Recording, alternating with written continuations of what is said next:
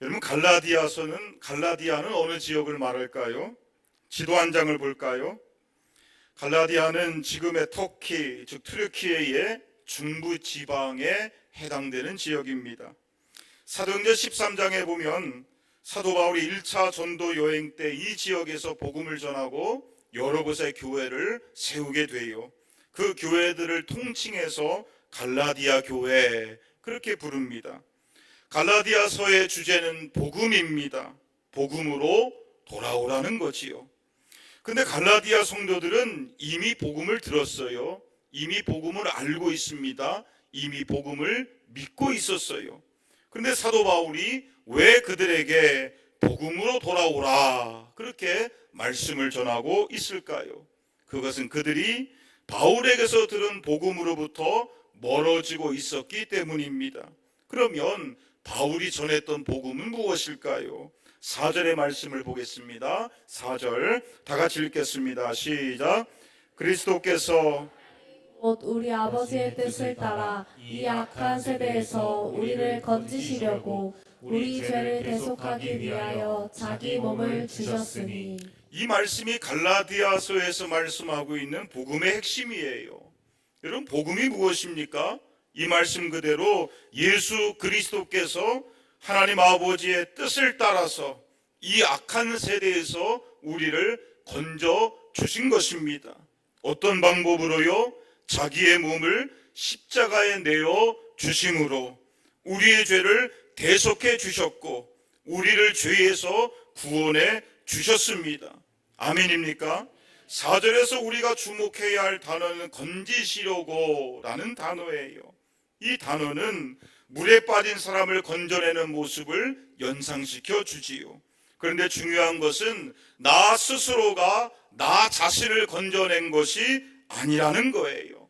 예수님께서 우리를 건져내어 주신 것입니다. 마치 홍수가 나서 물에 빠져 죽어가는 사람이 자기 스스로를 건져낼 수 없는 것처럼 죄인이 죄의 심판과 죄의 형벌과 죄의 저주 가운데 자기 스스로를 구원할 수가 없는 것입니다. 그래서 하나님께서는 죄가 없으신 하나님의 아들 예수님을 이 땅에 보내어 주셔서 우리의 죄를 건져내어 주신 것이고 구원해 주신 것입니다. 성경은 예수님의 구원을 대속이라는 단어로 설명하고 있습니다. 대속이라는 말이 무슨 뜻이에요? 대신 값을 치루어 주었다는 거예요. 우리가 죄로 말미암아 그 죄값으로 죽게 되고 심판받게 되고 영원한 저주 가운데 멸망받을 수밖에 없는 거예요. 그러나 예수님께서 십자가에서 나를 대신하여 죽으심으로 나의 죄값을 지불해 주신 것입니다. 예수님께서 나 대신에 죄의 형벌을 받으신 것이고 나 대신에 죄의 저주를 받아주신 거예요. 그것이 바로 예수님의 대속의 죽으심입니다. 아멘입니까? 우리는 예수님의 십자가의 대속의 죽으심으로 죄사함 받고 죄의 심판에서 구원받아서 하나님의 자녀가 된 줄로 믿습니다. 이것을 은혜라고 부르는 거예요. 왜 은혜입니까? 나의 노력의 결과가 아니에요. 내 의의 결과가 아니에요. 오직 예수님의 십자가의 은혜로서 구원받은 것입니다. 에베소서 2장 8절과 9절에 이 사실을 분명히 말씀하고 있어요. 우리 다 같이 읽겠습니다. 시작. 너희는 그 은혜에 의하여 믿음으로 말미암아 구원을 받았으니 이것은 너희에게서 난 것이 아니요 하나님의 선물이라. 행위에서 난 것이 아니니 이는 누구든지 자랑하지 못하게 함이라. 여러분 따라해 볼까요? 그 은혜에 의하여 믿음으로 말미암아. 여러분, 우리가 어떻게 구원받았습니까? 오직 예수님의 십자가의 은혜를 믿음으로 말미암아 구원받은 줄로 믿습니다. 나의 노력으로 구원받은 것이 아니라는 거예요. 나의 행함으로 구원받은 것이 아니라는 거예요. 오직 예수님의 십자가의 은혜로 구원받은 줄로 믿습니다. 그러므로 우리가 구원받은 것에 대하여 나를 자랑할 수 있어요, 없어요? 나를 자랑할 수 없는 거예요. 그리고 나를 자랑할 수 없는 그 구원 위에 세워지는 우리의 모든 신앙생활, 우리의 모든 헌신, 우리의 모든 열심도 결코 나를 자랑할 수가 없는 거예요. 구원은 내가 이룬 것이 아닙니다. 예수님의 십자가의 은혜로서 나에게 주어진 거예요. 그래서 구원을 뭐라고 부릅니까? 하나님의 선물이다. 그렇게 말씀하고 있어요. 여러분, 우리가 어떻게 하나님께서 주시는 구원을 선물로 받을 수 있습니까? 믿음으로 받으면 되는 거예요. 내가 구원받기 위하여 노력할 것은 아무것도 없습니다. 왜냐? 구원은 나에게서 나는 것이 아니기 때문에 그래요. 구원은 오직 하나님의 은혜로서, 오직 예수님의 십자가의 은혜로서 이미 이루어진 것이고, 그것을 내가 믿음으로 하나님께서 이루어진 구원을 나에게 임하게 되는 거예요. 선물로 받게 되는 거예요. 아멘입니까? 갈라디아 교회 성도들은 이 은혜의 복음을 듣고 구원을 받았어요. 이 은혜의 복음을 듣고 죄에서 자유하게 되었고 하나님 자녀가 되는 기쁨을 누릴 수 있었습니다. 그런데 지금 갈라디아 교회가 어떻게 되었다는 거예요? 6절 말씀에 보니까 그들이 무엇을 따르고 있습니까? 다른 복음을 따르고 있어요. 분명히 하나님께서 그들을 그리스도의 은혜의 복음으로 불러주셨어요. 그러나 이상하게도 은혜의 복음을 속히 떠나가고 있다는 거예요. 다른 복음을 따라가고 있다는 거예요. 참으로 이상한 일입니다. 7절에 사도 바울이 분명히 선포하고 있어요. 우리 7절의 말씀을 다 같이 읽겠습니다. 시작. 다른 복음은 없나니 다만 어떤 사람들이 너희를 교란하여 그리스도의 복음을 변하게 하려 함이라. 여러분 따라해 볼까요? 다른 복음은 없나니. 복음이 뭐예요? 4절에서 살펴본 것처럼 하나님께서 예수님을 우리의 죄를 대속하기 위하여 이 땅에 보내어 주십니다.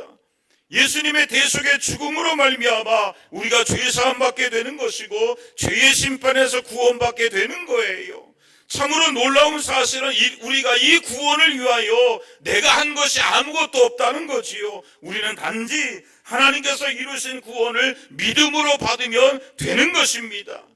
구원에 대하여 내가 한 것이 아무것도 없기 때문에 은혜의 복음이에요.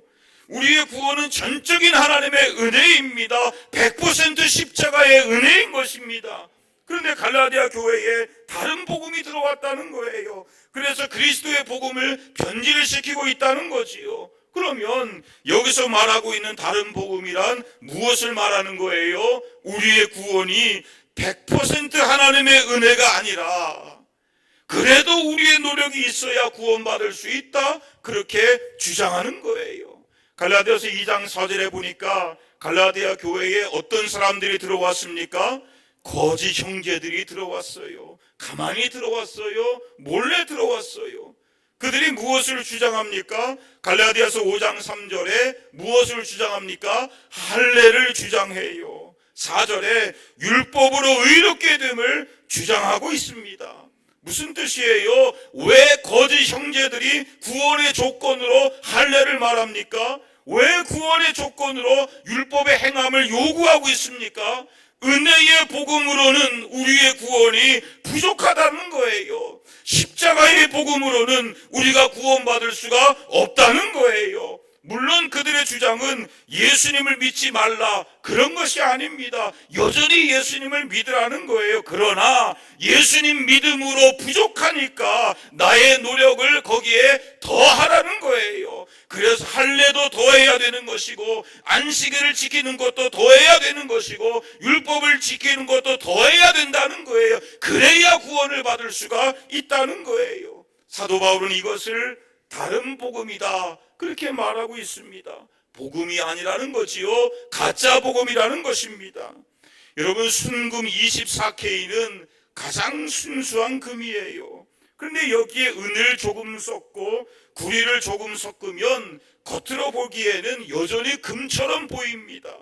그러나 더 이상 순금은 아니에요. 복음도 이와 같은 것입니다. 예수님 100%가 순수한 복음이에요. 복음은 오직 예수님 한 분으로 완전한 것이고, 예수님 한 분으로 완벽한 것이고, 예수님 한 분으로 충분한 거예요. 우리의 구원은 오직 예수님 한 분만으로 가능한 것입니다.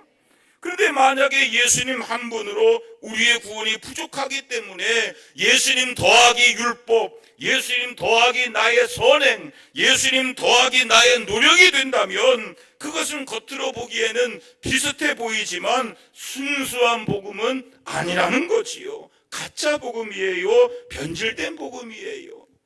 이런 이야기를 읽어보았습니다. 옛날에 어떤 왕이 아름다운 여인 100명을 선발해서 꽃씨를 나누어 주었어요. 가장 아름답게 꽃을 피운 사람을 세자빈으로 삼겠다 공포를 합니다. 몇 달 후에 왕은 꽃씨를 받아간 여인들을 모아서 직접 심사를 해요. 여인들은 저마다 꽃이 활짝 핀 화분을 들고 서 있습니다. 모두들 마음속으로 내가 이렇게 예쁜 꽃을 피웠으니까 왕이 나를 뽑아주지 않겠는가 기대하는 마음으로 왕을 쳐다보아요. 근데 왕은 아름다운 꽃을 보면서도 별로 감동하지 않습니다. 그때 저 구석에서 한 여인이 고개를 못 들고 거의 울상이 되어서 꽃이 피지 않았던 빈 화분을 들고 서 있는 거예요. 왕이 그 여인에게 다가갑니다. 너가 1등이다. 가장 아름다운 꽃을 피웠으니 내 수레에 올라타거라. 그러면서 그 여인을 수레에 태우는 거예요.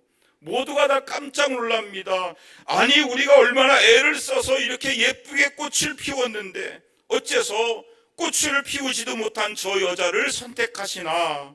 모두들 그렇게 생각할 때에 왕이 말하기를 내가 나누어 준 씨앗은 삶은 것이니 절대로 꽃을 피울 수 없는 씨앗이다. 결국 왕이 원한 것이 뭐예요? 아름다운 꽃이 아니라 나 스스로는 꽃을 피울 수 없습니다. 그것을 고백하면서 빈 화분을 들고 나오는 정직한 마음을 원했던 거예요. 그 마음이 꽃보다도 귀한 것이기 때문입니다. 인간의 의와 선행이란 마치 죽은 꽃이 와도 같은 거예요. 이것을 심으면 무엇인가를 이룰 수 있을 것 같지만 또 그렇게 보일 뿐이지 절대로 우리의 노력으로는 구원을 성취할 수가 없는 것입니다. 여러분, 우리가 거듭나기 전에 우리의 영적인 상태가 어떤 상태입니까? 에베소서 2장 1절에 허물과 죄로 죽었던 사람이에요. 즉 우리는 영적으로 죽어있는 상황이었습니다. 영적으로 죽어있는 사람이 아무리 선행을 하고 아무리 의를 이룬다 할지라도 죽은 씨앗으로는 절대로 꽃을 피울 수가 없는 거예요. 하나님께서 우리에게 원하시는 것이 무엇입니까? 나의 의와 공로와 행함으로 스스로 구원에 이룰 수 없다는 사실을 인정하는 것입니다. 나 스스로의 능력으로는 죄의 문제를 해결할 수 없고 나 스스로의 노력으로는 하나님의 심판을 이길 수 없으며 죽음의 문제와 지옥 형벌에서 나 스스로가 구원받을 수 없다는 사실을 인정하는 거예요. 즉 나의 의에 대한 철저한 자기 포기를 하나님께서는 원하시는 것입니다. 그리고 겸손함으로 예수님의 십자가를 통해서 이루어 주신 구원을 믿음으로 받으라는 거예요. 그것이 하나님께서 우리에게 가르쳐 주시는 유일한 구원의 길이 되는 줄로 믿습니다. 그런데 갈라디아 교회에 들어왔던 율법주의자들은 자기의 노력과 의와 공로로 구원받을 수 있다고 주장했던 거예요. 그러나 이것은 마치 죽은 꽃씨를 가지고 예쁜 꽃을 피웠다고 자랑하는 여인들의 그 위선에 빠진 것이지요. 가짜 복음이고 거짓 구원입니다. 어떤 사람들은 아무리 그래도 구원에 있어서 나의 수고가 1%는 들어가야 되지 않겠느냐, 조금이라도 내 노력이 들어가야 되지 않겠느냐, 그렇게 반문하는 사람들이 있어요. 그러나 아닙니다. 우리가 구원받기 위하여 율법을 지키거나 음식법을 지키거나 할례를 받거나 안식일을 철저하게 지켜야 된다? 결코 그렇지 않다는 거예요. 우리가 구원받기 위하여 내가 갖추어야 할 자격과 조건은 전혀 없습니다. 구원은 오직 100% 믿음이고 100% 은혜이며 오직 예수님만으로 충분하고 완벽하며 완전한 거예요. 이것이 복음의 절대성입니다. 우리의 구원에 있어서 예수님 외에 그 어떤 것도 더할 수 없는 줄로 믿습니다. 옛날 주일학교에서 많이 불렀던 찬송 중에 이런 찬송이 있잖아요. 돈으로도 못 가요 하나님 나라, 힘으로도 못 가요 하나님 나라, 거듭나면 가는 나라 하나님 나라, 믿음으로 가는 나라 하나님 나라. 아멘입니까? 하나님의 나라는 돈으로도 못 가요, 힘으로도 못 가요, 벼슬로도 못 가고 지식으로도 못 가고 어여뻐도 못 가고 맘 착해도 못 가는 거예요. 아멘입니까?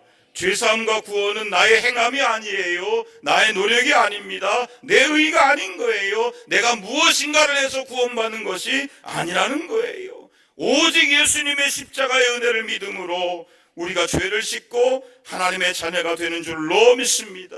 우리가 이 진리를 잊어버리고 다른 무엇인가를 통해서 신앙의 정체성을 설명하려고 하는 순간 우리는 다른 복음을 따라가는 자가 되는 것입니다. 갈라디아 교회의 유대주의자들은 할례를 통해서 자신들의 거룩함을 구별하려고 했습니다. 그들은 율법을 지킴으로써 하나님의 언약 안에 머물 수 있다고 생각했던 거예요. 안식일을 철저하게 지키는 것으로 하나님의 백성이 될 수 있었다, 그렇게 오해를 하고 있는 것입니다. 마찬가지예요. 오늘날 어떤 사람들은 평생의 주일 성수한 것이 자기의 의가 되는 사람이 있어요. 또 어떤 사람은 새벽기도 한 번도 안 빠졌다는 것이 자기의 공로가 되는 사람이 있습니다. 그래서 저는 우리 교회 주일날 새벽기도 없는 것이 감사함으로 여기고 있어요. 왜냐? 나 새벽기도 한 번도 안 빠지는 사람이야, 그렇게 주장하는 사람이 우리 교회에 없기 때문에 그래요. 또 어떤 사람은 11조, 직분, 교회 봉사, 성경적인 지식, 40일 금식, 이러한 것들로 자기의 신앙을 설명하고 자랑하려는 그러한 사람들이 있습니다. 그래서 어떤 목사님들 가운데 명함에 40일 금식기도 몇 번, 이런 거 명함에 써갖고 다니는 그런 사람들도 있어요. 여러분, 우리가 무엇인가를 행함으로 하나님의 구원을 얻을 수 있는 것이 아닙니다. 또 우리가 무엇을 지켜낸다고 해서 하나님의 자녀가 되는 것도 아닙니다. 우리의 섬김과 봉사가 아무리 좋아 보이고 위대해 보인다 할지라도 결코 예수님의 십자가의 은혜보다 앞설 수가 없는 거예요. 우리의 신앙적인 공로가 예수님의 그 십자가의 피보다 결코 가치가 있지 못하다는 것입니다. 우리의 신앙의 열심이 아무리 대단하다 할지라도 예수님의 십자가의 뒤를 따라갈 뿐이에요. 그 무엇도 예수님의 십자가를 앞서거나 대체할 수가 없는 것입니다. 만약에 우리가 예수님 외에 다른 것들로 우리의 신앙을 설명하려고 한다면 그것은 다른 복음이 되는 거예요. 우리의 구원은 오직 예수 그리스도, 우리의 신앙도 오직 예수 그리스도, 주님 한 분으로 충분하고 완벽하며 완전한 줄로 믿습니다. 그래서 신앙이란 누구를 바라보는 거예요? 히브리서 12장 2절에 믿음의 주요 또 온전하게 하시는 이인 누구를 바라보자? 예수님을 바라보자. 아멘입니까? 신앙이란 예수님 바라보는 거예요. 우리가 예수님 바라볼 때 주님이 우리에게 믿음의 시작이 되어주시는 거예요. 또 우리의 믿음을 온전하게 만들어 주시는 거예요. 혹시나 나에게 믿음이 없다 할지라도, 혹시나 나에게 온전함이 없다 할지라도 우리가 예수님 바라보는 순간 예수님은 우리에게 믿음의 시작이 되어주시는 것이고, 또한 우리의 믿음의 그 연약함과 부족함을 채워주심으로 우리의 믿음을 온전하게 만들어 주시는 것입니다. 믿음의 시작과 믿음의 완성은 오직 예수님이 되는 줄로 믿습니다. 신앙생활이 복잡한 것 같은데 사실은 굉장히 단순해요. 신앙생활에 있어서 모든 문제의 정답은 오직 하나입니다. 그것이 뭐예요? 오직 예수 그리스도. 이 한 가지 사실만을 기억하시고 오직 예수님만 바라보며 예수님만 고백하며 오직 예수님만으로 정답을 삼아가는 것, 그것이 바로 신앙생활인 줄로 믿습니다. CCC 수련회 전통이 있다 그래요. 바로 백문일답의 시간입니다. CCC 총재였던 김중건 목사님이 만든 것인데 100가지 질문을 던지면 수련회에 참여한 모든 사람들이 큰 소리로 대답을 하는데 그 정답은 오직 하나, 바로 예수 그리스도입니다. 백문일답에 이러한 질문들이 있어요. 여러분, 제가 이 시간에 질문을 하면 여러분이 답을 하시는데 예수 그리스도라고 답을 해보시길 바랍니다. 첫 번째, 오늘 우리 머리 위에 하늘을 활짝 열고 계시는 분은 누구십니까? 네, 잘 몰라요? 자, 두 번째, 우리를 보고 가장 기뻐하시는 분 누구십니까?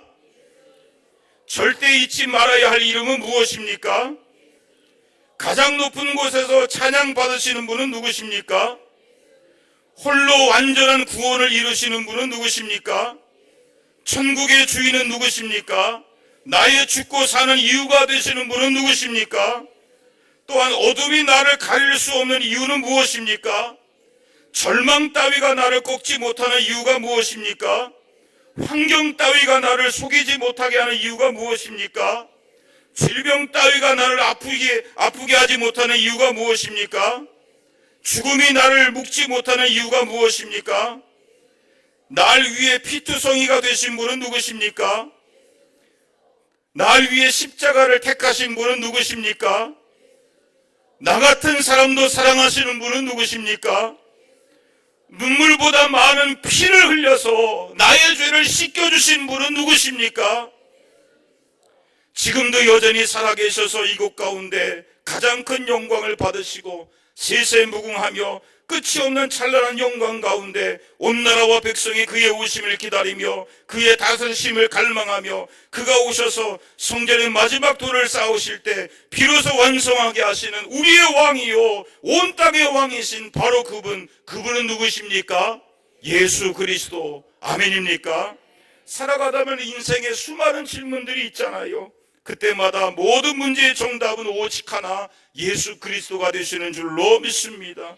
예수님은 언제나 우리 인생의 길이요 진리요 생명이 되시는 줄로 믿습니다. 교회도 마찬가지예요. 교회의 시작이고 내용이고 자랑이며 목표이며 끝까지 붙들어야 할 교회의 본질이 무엇입니까? 오직 예수 그리스도. 교회는 예수님을 붙들어야 능력이 생기게 돼요. 교회는 본질 대신 예수님을 부여잡아야 교회다워질 수 있는 것이고 교회의 역할과 사명을 제대로 감당할 수 있게 되는 것입니다. 물론 교회도 사람들이 모인 곳인지라 부족할 수 있어요. 문제가 생길 수 있어요. 그러나 교회의 개혁은 인간적인 비난과 정죄와 어떠한 혁신적인 계획으로 이루어지는 것이 아니라 교회의 본질을 지켜내고 회복할 때에 교회가 교회다워질 수 있는 거예요. 그런데 교회의 본질이 무엇이냐? 바로 예수 그리스도가 되시는 줄로 믿습니다. 이런 이야기가 있잖아요. 어떤 목사님이 지방에서 목회하시는데 서울 올 때마다 종종 가는 단골 식당이 있다 그래요. 한 할머니가 운영하시는 한식 뷔페 식당인데 값이 저렴하고 맛이 좋아서 자주 찾아간다 그래요.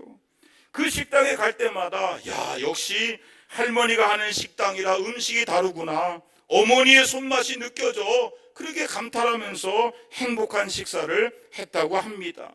그런데 어느 날 늦은 점심을 먹고 나오는데 뜻밖의 사실을 알게 되었다 그래요. 휴식 시간인지 주방 직원들이 커피를 들고 나오는데 전부가 다 노랑머리예요. 알고 보니까 우크라이나에서 왔다는 거예요. 또 동남아에서 온 사람들도 있었다는 거예요. 순간 당황이 되었습니다. 아니, 우리 어머니의 손맛을 느끼게 해주신 음식들이 전부 다 외국인들이 만들었다고? 그런데 어떻게 그들의 그 음식에서 고향의 어머니의 맛이 난단 말인가? 나중에 알고 보니까 그 이유를 알 수 있었다 그래요. 바로 할머니의 레시피를 똑같이 따라했기 때문에 그래요. 외국인 입장에서 한국 음식이 모르는 음식이니까 그냥 할머니가 시키는 대로 그들이 했다는 거예요. 한국인이면 다 자기 레시피가 있잖아요. 각자 고향 스타일이 다 있잖아요. 각자의 방식이 있습니다. 자꾸 손을 대니까 음식 맛이 달라질 수 있어요. 그런데 외국인이니까 그냥 할머니의 레시피를 그대로 따라 하니까 본래의 맛을 지켜낼 수가 있었다라는 거예요. 마찬가지예요. 교회가요, 시대가 변하고 환경이 변하고 사람이 변해도 교회다움을 지켜낼 수 있는 방법이 있어요. 그것이 무엇입니까? 본질을 부여잡는 것입니다.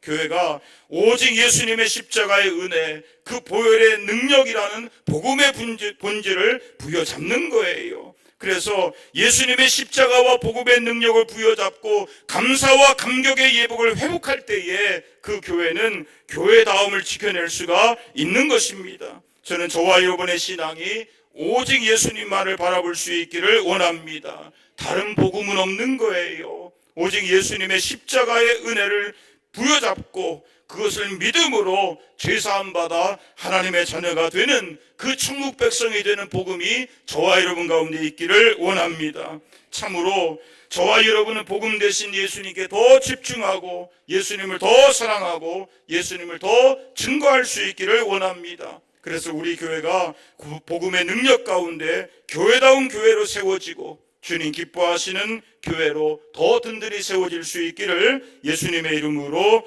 축원합니다. 아멘. 주님만 내 주님만